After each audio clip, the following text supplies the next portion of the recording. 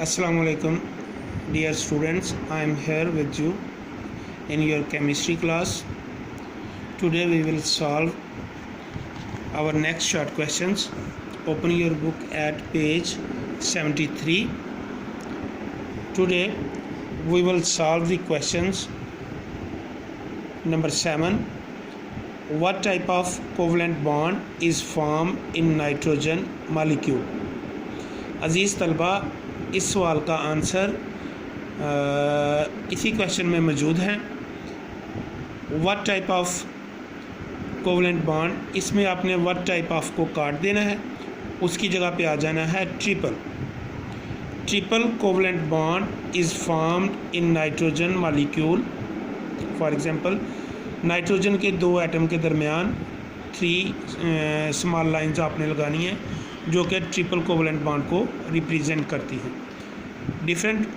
Differentiate between lone pair and bond pairs of electron. Lone pair और bond pair of electron से क्या मुराद है? Page number 62 और 63 पर इसका आंसर मौजूद है। ये सवाल हमने दौरान लेक्चर किया हुआ है। एक मरतबा मैं फिर इसको रिकैप कर देता हूँ। अगर आपको ये मिल जाए आपके टेक्स्ट बुक आपकी कॉपी में पहले लिखा हुआ, तो आपने इसको दोबारा असर नौ नहीं लिखना। पेज नंबर 62 पर मौजूद है बॉन्ड पेयर की डेफिनेशंस।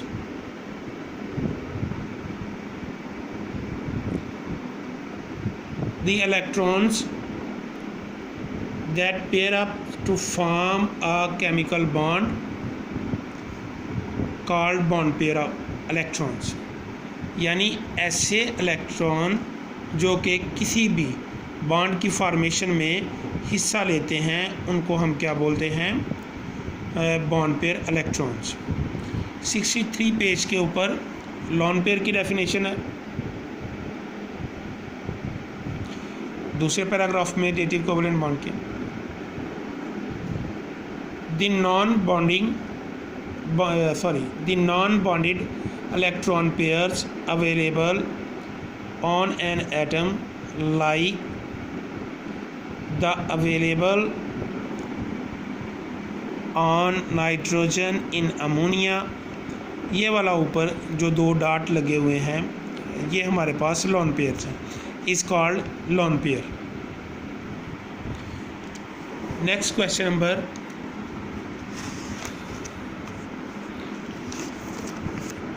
9 है। Describes 2 necessary conditions for the formation of covalent bond. Covalent bond की तश्कील के लिए कौन सी 2 शराइत को पूरा करना ज़रूरी होता है? अज़ीज़ तलबा, इस सवाल का आंसर ये लिखा हुआ है।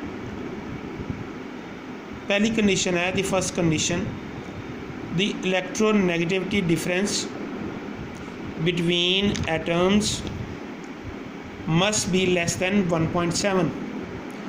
आपको पता है ये हमने प्रीडोमिनेंटली कोवलेंट और प्रीडोमिनेंटली आयनिक बॉन्ड में इलेक्ट्रोनेगेटिविटी का डिफरेंस पड़ा हुआ था, लेकिन कोवलेंट बॉन्ड की फॉर्मेशन के लिए उनका डिफरेंस 1.7 से कम होना चाहिए।